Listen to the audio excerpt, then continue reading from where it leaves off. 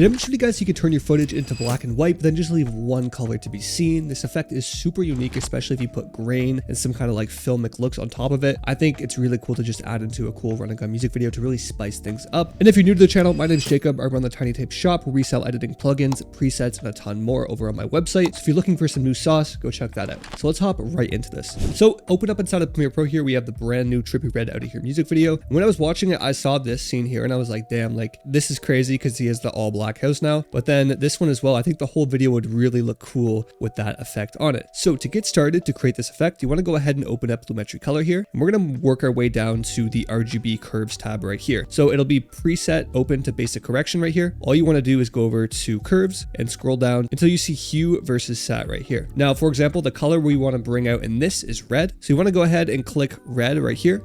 And then we're going to click to the left of it and to the right of it. So we have 3 dots just like so. Now we want to turn red all the way up. So you guys are going to see it's going to make it a lot more intense there. Turning it down would desaturate it.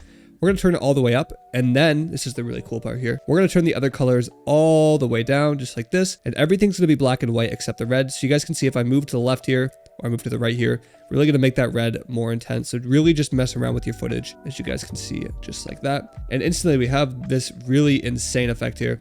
To go ahead inside of effect controls here, we can go ahead and turn it on and off. It looks especially crazy on this outside scene right here. And that's just a super crazy look right there.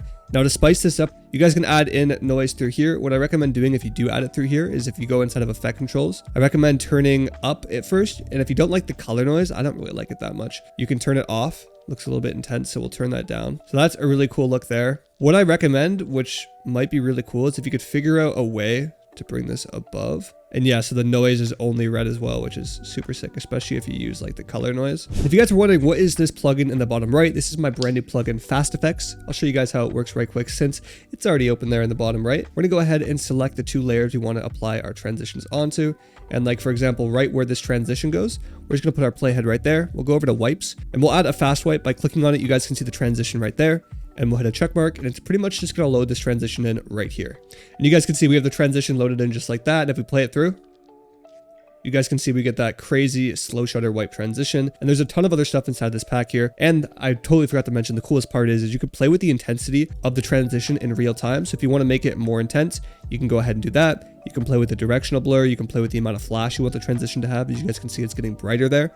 And you can play with the motion blur as well, just like you guys can see. Another really cool thing, let's say you tweak these settings to your liking and you like the way it is and you don't want to do it every time. You can name this like your preset or whatever you want to call it, and then just hit the check button. Now, if we sort by right here, you guys can see it's saved as your preset and you can apply that edited preset that you made instantly. Now, alongside those wipes, we also have these really cool transitions that are built in right here. You have CRT ones, grainy black and white ones, some crazy night vision ones, and then my favorite ones right here are the thermal ones. We also have basic flashes, and then you have hits and shakes as well. So if I go ahead and apply one of these hits here, I think it'll look really cool. So right where this beat drop hits right here, where he says pour 4, we're going to go ahead and add quick hit with flash V2. You guys can see how it looks.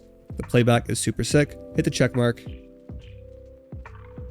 Super clean. And once again, you can mess around with all of that there. Let's try out a different one. We'll do the soft hit with flash. I love this one. Super hard there, guys. But yeah, that's pretty much it for this tutorial. If you guys enjoyed this basic tutorial, make sure to leave a like. I know it's pretty basic, but this is really good to use on running gun music videos to add a little bit more spice. Thank you guys so much for watching. I'll see you in the new video tomorrow. Peace.